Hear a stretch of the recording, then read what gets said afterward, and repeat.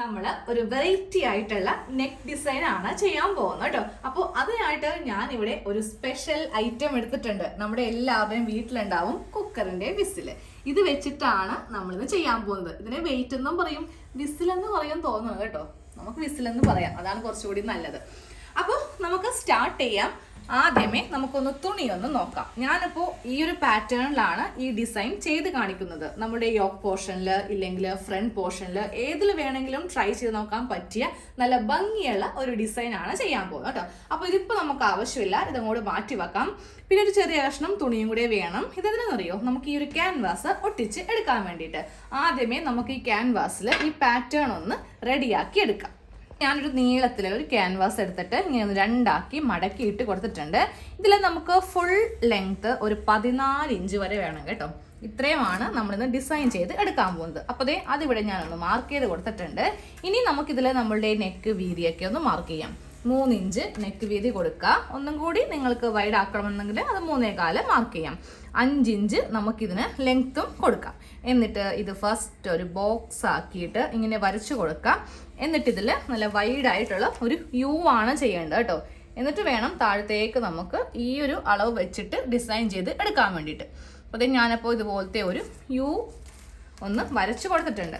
ഇനി ഈ ഒരു നെക്ക് ലൈനിനെ ബേസ് ചെയ്തിട്ട് നമുക്കൊരു 1.5 ഇഞ്ചിൽ ഇപ്പറേക്ക് ഇങ്ങനെ ഒന്ന് മാർക്ക് ചെയ്ത് അങ്ങോട്ട് കൊടുക്കാം. ഇവിടെയും 1.5 ഇഞ്ച്, 1.5 ഇഞ്ച് വരെ ഞാൻ ഇങ്ങനെ ഒന്ന് മാർക്ക് ചെയ്തിട്ട് ഈ ഒരു ലൈനും കൂടെ ഒന്നും കൂടെ മാർക്ക് ചെയ്ത് പോവാണ്. 1.5 ഇഞ്ചിൽ നമ്മൾ ഇങ്ങനെ ഒന്ന് മാർക്ക് ചെയ്ത് കൊടുത്തിട്ടുണ്ട്. ഇനി താഴെ വെച്ചിട്ട് വീണ്ടും ഇവിടെ ഇങ്ങനെ ഒരു 1.5 ഇഞ്ചിൽ മാർക്ക് ചെയ്തിട്ട് നേരെ ഇങ്ങനെ താഴത്തേക്ക് ഒരു സ്ട്രെയിറ്റ് ലൈൻ വരച്ചു കൊടുക്കുക കേട്ടോ. ഇങ്ങനെയൊന്ന് വരച്ചു കൊടുത്തിട്ടുണ്ട്. ഇനി ഇതിവിടെ ചെയ്യുമ്പോൾ ഉണ്ടല്ലോ, ഈ ഒരു ഷേപ്പിൽ വേണം നമുക്ക് കട്ട് ചെയ്ത് എടുക്കാൻ വേണ്ടിയിട്ട്. ഇങ്ങനെ ഒരു ഷേപ്പ് കൊടുത്തിട്ട് ഇതൊന്ന് കട്ട് ചെയ്ത് എടുക്കാം. വരുമ്പോഴും ഈ ഒരു ഷേപ്പിൽ നമുക്കൊന്ന് കട്ട് ചെയ്ത് എടുക്കാം കേട്ടോ. ആദ്യമേ ഈ ഒരു ലൈൻ നമുക്കൊന്ന് കട്ട് ചെയ്ത് അങ്ങോട്ട് എടുക്കണം. എന്നിട്ടേ ഈ ഭാഗം ഒന്ന് കട്ട് ചെയ്യാം കേട്ടോ. നമുക്കൊരു തുണിയിൽ ഇങ്ങനെ ഒന്ന് ഒട്ടിച്ച് എടുക്കാം. ഞാനിപ്പോൾ ഇത് വൈറ്റിലാണ് ചെയ്യാൻ പോകുന്നത്. നിങ്ങൾക്ക് ഏത് കളറിൽ വേണമെങ്കിലും ചെയ്ത് നോക്കാം കേട്ടോ. ഇനിയിപ്പോൾ പ്രിന്റ് ഉള്ള തുണിയാണ് നിങ്ങൾ വാങ്ങിക്കുന്നതെങ്കിൽ ഇത് ചെയ്യുമ്പോൾ ഇതുപോലത്തെ പ്ലെയിൻ തുണിയിൽ ഒന്ന് ചെയ്തെടുക്കുക. എന്നാലേ ഈ ഡിസൈൻ കാണാൻ വേണ്ടി ഭംഗി ഉണ്ടാവത്തുള്ളൂ. അപ്പോൾ ഇനി അതൊന്ന് ഒട്ടിച്ചിട്ട് വരാം. ക്യാൻവാസ് ഒന്ന് ഒട്ടിച്ച് എടുത്തിട്ടുണ്ട് കേട്ടോ. ഇനി നമുക്ക് ഇതിൻ്റെ ഈ ഒരു പറ്റ വെച്ച് തന്നെ ഇതൊന്ന് കട്ട് ചെയ്ത് അങ്ങോട്ട് മാറ്റി കൊടുക്കാം കേട്ടോ. തയ്യൽ തുമ്പൊന്നും ചേർക്കേണ്ട ആവശ്യമില്ല. നേരെ ഇതിൻ്റെ ഈ ഒരു ഭാഗത്ത് വെച്ചിട്ട് തന്നെ ഇതിങ്ങനെ ഒന്ന് കട്ട് ചെയ്ത് മാറ്റണം. ഇങ്ങനെ ഒന്ന് കട്ട് ചെയ്ത് എടുത്തിട്ടുണ്ട്. ഇനി നമുക്ക് ഇതിൻ്റെ നല്ല വശം എടുത്ത് കൊടുക്കണം. ഇനി നമുക്കിതിലേക്ക് വേണ്ടത് ഫാബ്രിക് പെയിന്റ് ആണ് കേട്ടോ. പല കളറിലുള്ള പെയിന്റ് നമുക്ക് വാങ്ങിക്കാൻ വേണ്ടിയിട്ട് കിട്ടും. അപ്പോൾ ഞാനിവിടെ കുറച്ച് കളർ എടുത്ത് വെച്ചിട്ടുണ്ട്. ഏത് കളർ വേണമെങ്കിലും നമുക്കിതിലേക്ക് ഒന്ന് കൺവേർട്ട് ചെയ്ത് കൊടുക്കണം. ഞാനിപ്പോൾ ഈ ഒരു പച്ച കളറാണ് എടുത്ത് കൊടുത്തിരിക്കുന്നത് കേട്ടോ. അത് ഈ ഒരു സ്പോഞ്ചിൻ്റെ മീതേക്ക് നമുക്ക് ഇങ്ങനെയൊന്ന് ആക്കി കൊടുക്കാം. ഒരു പാത്രത്തിൽ വെച്ചിട്ടാണ് നമ്മൾ ചെയ്യുന്നതെങ്കിൽ കറക്റ്റ് ആ ഒരു ഡിസൈൻ കിട്ടത്തില്ല. ഞാൻ വേണമെങ്കിൽ ജസ്റ്റ് ഒന്ന് കാണിച്ചു തരാം. ഞാൻ വെറുതെ ഇങ്ങനെ ഒന്ന് മുട്ടിച്ച് കൊടുക്കുവാണേ. അതായത് ആ ഒരു പെയിൻറ്റ് എല്ലാ ഭാഗത്തേക്കും ആക്കി എന്നിട്ടാണ് നമ്മളിങ്ങനെ ചെയ്യുന്നതെങ്കിൽ കണ്ടില്ലേ, ഈ ഒരു ഷേപ്പിൽ കിട്ടും. പക്ഷേ ഒരു സ്പോഞ്ചിൽ നമ്മൾ ഇങ്ങനെ ഒന്ന് വെച്ചിട്ട് ഇതൊന്ന് പ്രസ് ചെയ്ത് കൊടുക്കാം കേട്ടോ.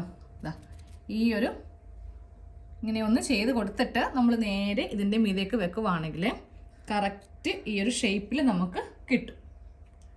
നമുക്ക് ഒന്നും കൂടെ ചെയ്യാം കേട്ടോ. നല്ലതുപോലെ പെയിൻറ്റ് ഇങ്ങനെ അങ്ങോട്ട് ആക്കിയെടുക്കാം.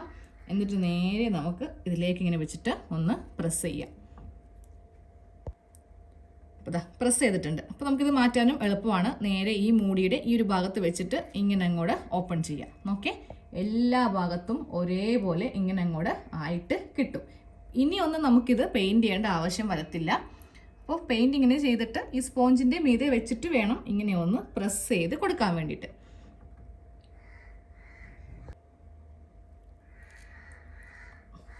ഇങ്ങനെ അങ്ങോട്ട് ഏത് കളർ വെച്ചിട്ട് വേണമെങ്കിലും ചെയ്ത് എടുക്കാം കേട്ടോ.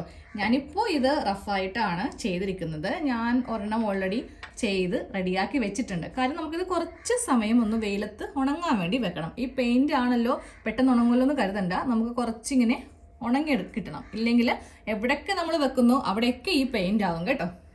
ചെയ്യുന്ന സമയത്ത് ഇതുപോലെയാണ് വരുന്നതെങ്കിൽ അത് പെയിന്റ് കുറവായി പോയിട്ടാണ് കേട്ടോ. പെയിന്റ് കുറച്ച് ഉണ്ടെങ്കിൽ മാത്രമേ നല്ല ഭംഗിയായിട്ട് ഇതുപോലെ ഇങ്ങനെ ഒറ്റയടിക്ക് കിട്ടുള്ളൂ. അപ്പോൾ ഓൾറെഡി വൈറ്റ് തുണിയിൽ ബ്ലാക്ക് പെയിന്റ് വെച്ചിട്ട് ഇങ്ങനെ ഒന്ന് ചെയ്തെടുത്ത് വെയിലത്തേക്ക് വെച്ചിട്ട് നന്നായിട്ട് ഉണക്കിയെടുത്തിട്ടുണ്ട്. അതാ കണ്ടില്ലേ. ഇനിയിപ്പോൾ നമ്മുടെ കയ്യിലൊന്നും ആവത്തില്ല. ഈ പെയിന്റ് ഉണങ്ങാൻ കുറച്ച് സമയം പിടിക്കും. വെയിലുണ്ടെങ്കിൽ കുറച്ച് സമയം ഒന്ന് വെളുത്ത് വെക്കും. ഒരു 5-10 മിനിറ്റ് മതി, അധികം നേരം ഒന്നും വെക്കേണ്ട ആവശ്യമില്ല.